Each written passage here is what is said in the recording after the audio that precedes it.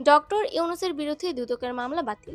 অন্তর্বর্তী সরকার প্রধান উপদেষ্টা ডক্টর মোহাম্মদ ইউনূসের বিরুদ্ধে দুদকের দুর্নীতির মামলা বাতিল করেছেন আপিল বিভাগ। বুধবার প্রধান বিচারপতি সৈয়দ রেফাত আহমেদের নেতৃত্বাধীন 4 সদস্যের আপিল বিভাগের রায়।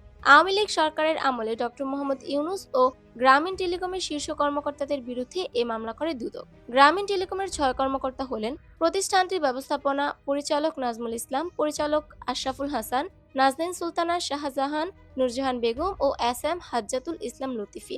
2023 সালের 30 মে দুদকের উপপরিচালক গুলশান আনোয়ার প্রধান বাদী হয়ে এই মামলা করেন। পরবর্তী সময়ে গত বছরের 8 জুলাই অভিযোগ গঠনের আদেশ নিয়ে প্রশ্ন তুলে মামলাটির কার্যক্রম বাতিল চেয়ে হাইকোর্টে আবেদন করেন ডক্টর ইউনূস ও গ্রামীণ টেলিকমের তৎকালীন শীর্ষ 6 কর্মকর্তা। তবে আবেদনের শুনানি শেষে গত 24 জুলাই হাইকোর্ট আবেদনটি খারিজ করে আদেশ দেন। পরবর্তীতে হাইকোর্টের এই আদেশের বিরুদ্ধে আপিল বিভাগে লিভ টু আপিল করেন ডক্টর মোহাম্মদ ইউনূস ও গ্রামীণ টেলিকমের শীর্ষ কর্মকর্তারা।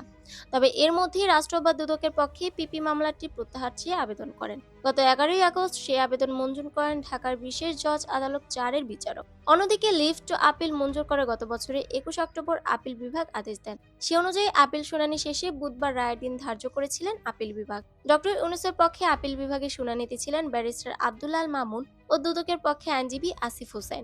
আপিলকারীদের আইনজীবী আব্দুল্লাহ আল মামুন বলেন, গত বছরের 5 সেপ্টেম্বর এই মামলাটির শুনানির জন্য বিচারক আদালতে দিন ধার্য থাকা অবস্থায় আপিলকারীদের না জানিয়ে গত 11 আগস্ট মামলাটি প্রত্যাহার করা হয়, যাতে আইনের লঙ্ঘন হয়েছে। রায়ের পর আসিফ হাসান সাংবাদিকদের বলেন, ডক্টর ইউনূসের বিরুদ্ধে দুদকের মামলা করার সিদ্ধান্ত সঠিক ছিল না। আপিল বিভাগের রায়ে এটি প্রতিষ্ঠিত হয়েছে।